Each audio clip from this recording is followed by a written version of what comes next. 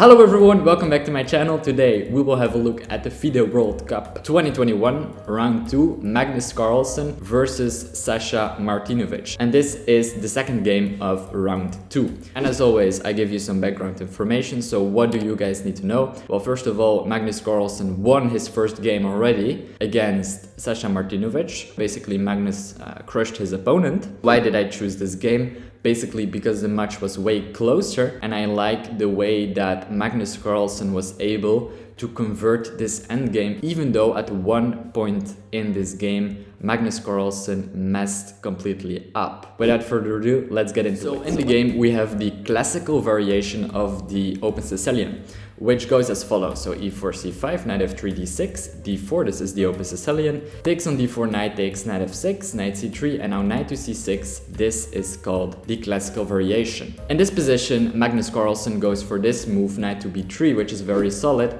Instead, the main line would be something like bishop to g5, which is called the Richter-Rauser attack. His playstyle is basically playing a solid opening and trying to convert a win in the late middle game or in the end game, because he's simply the stronger player. So he goes for a very solid opening, which makes a lot of sense. He doesn't really want to play a lot of sharp stuff since he's already up 1 point, and actually he only needs a draw to win this round. We have g6, which is a logical option. Sasa wants some sharp play, right? He really needs to win this game, so what he wants to do is put this bishop on this long diagonal, bishop to e3, developing pieces, bishop g7 and queen to d2. Both sides develop their pieces. We have castles, f3, bishop to e6 and long castles. In this position, rook to c8, very logical move. Looking at this king on c1, it said that long castles actually takes 2 moves to play, and in order to be safe, Magnus makes this prophylactic move,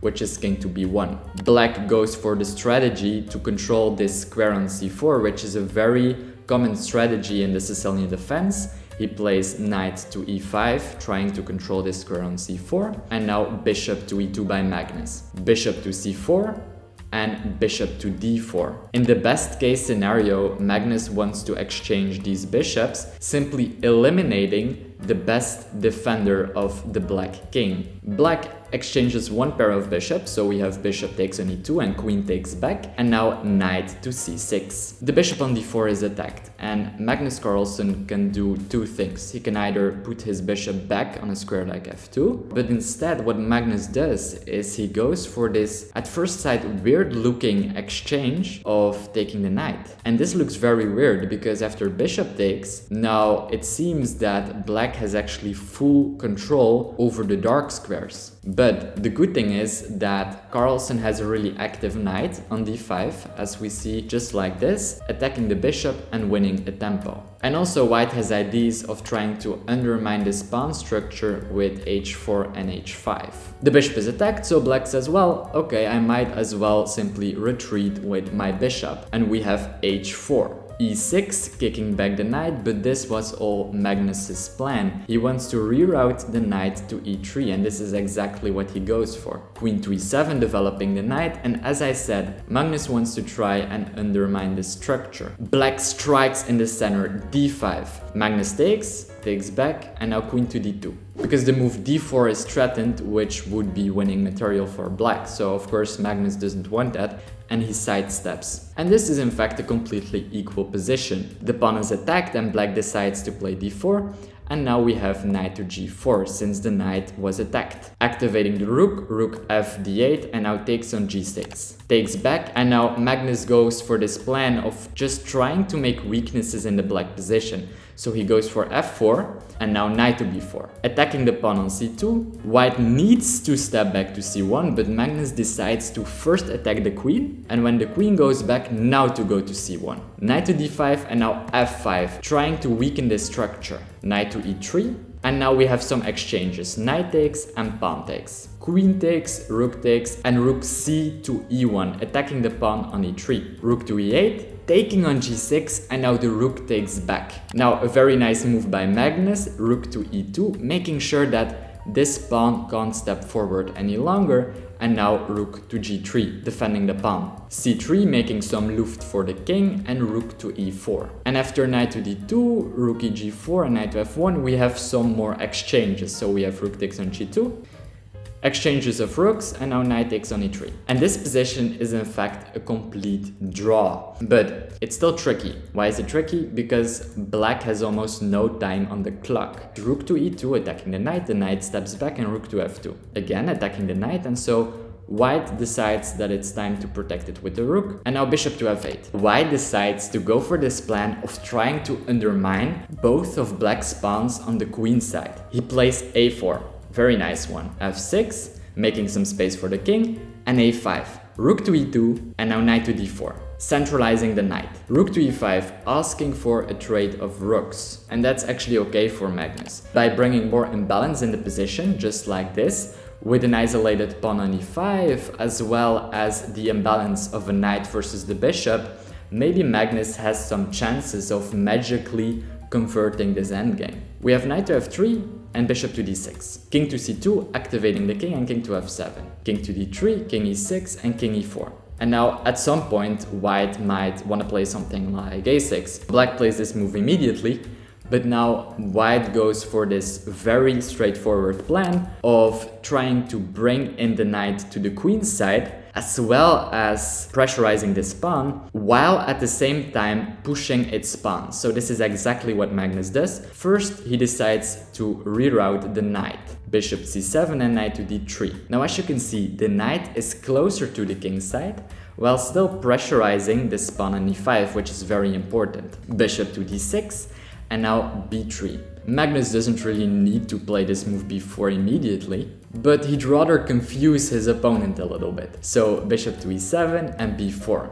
Bishop to d6, c4, bishop f8, and now c5. And after bishop to h6, Magnus comes up with a really nice move, and I want you to pause the video and try and find the move that Magnus played in this position. Magnus in this position didn't really want to reroute the knight to try and take these pawns, because the problem with that plan is that the dark square bishop would be able to take these pawns as well. Magnus pretty much needs another plan. And in this position, what he did is b5, which is an awesome move. And in this position, actually, there is only one way to hold this position, but it's really difficult. It's to play king to d7, simply giving up this pawn. It's the only way to hold this position. In the game, Sasa Martinovic made the mistake of taking the pawn. And so, why can't you take the pawn? And this is very important to understand, because of c6.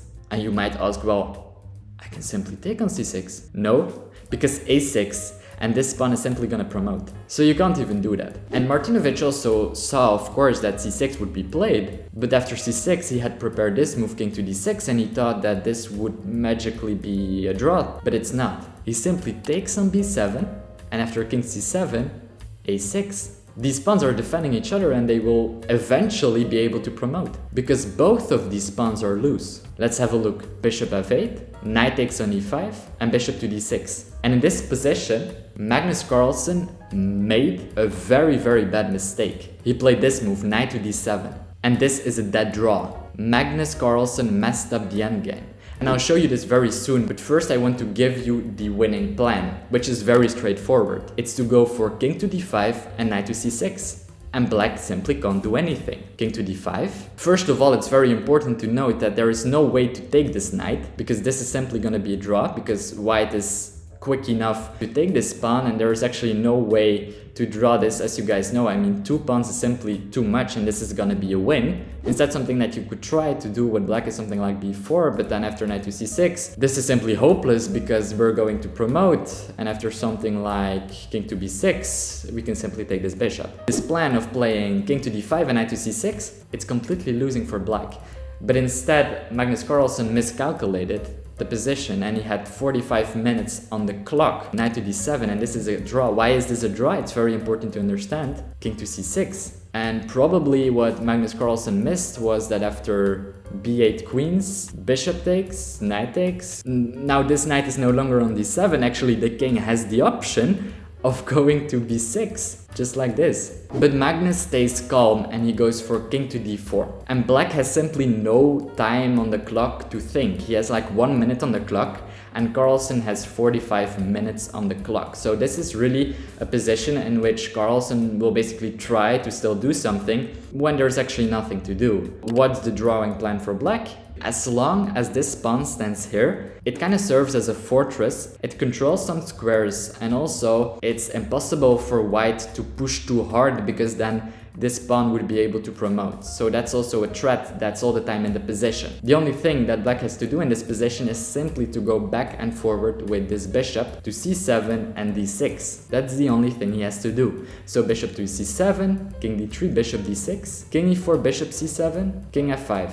Magnus really tries and confuses his opponent because there is not much to do here for white. But now with only 10 seconds on the clock, Sasa Martinovic made a terrible mistake. He could have simply gone to d6, but for some reason he decided to go to g3, which is such a pity because he had his chance to draw against Magnus Carlsen and he messed this up. And why is this now a win for Magnus? Well, knight to e5.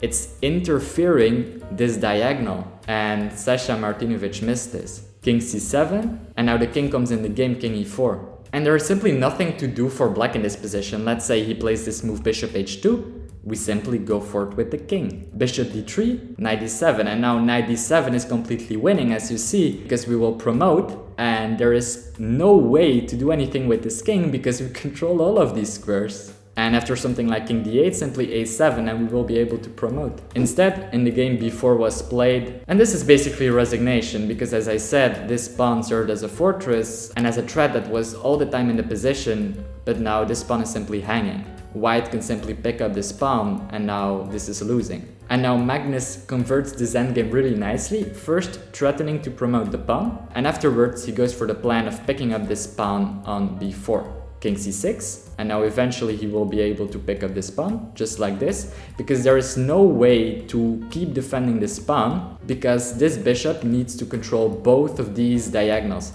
which is impossible. There is no way for the black bishop to do that. Bishop c7 and the king takes a pawn and this is completely lost. I'll show you the game till the very end. Bishop d6, king c4, bishop c7, king d3, bishop d6, I mean there is simply nothing to do for black. The white king simply goes around. Bishop c7, king f5, bishop d6, and now actually he goes for this plan of bringing the knight around to c6, which he had to do like 20, 30, 40 moves earlier, right? Of course in a different position, but okay.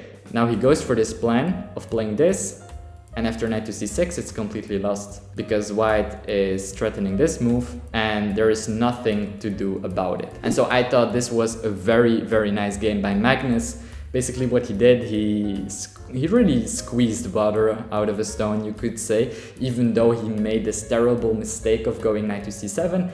I still think that this shows how strong that Magnus is in the endgame. He lost his concentration for like a few seconds, and you know, that can be it. That can be the difference between a draw and a win. I hope you enjoyed this game as much as I did. If you like this video, please subscribe to my channel. That would really mean a lot to me. With that said, as always, I hope to see you guys in the next one. Bye!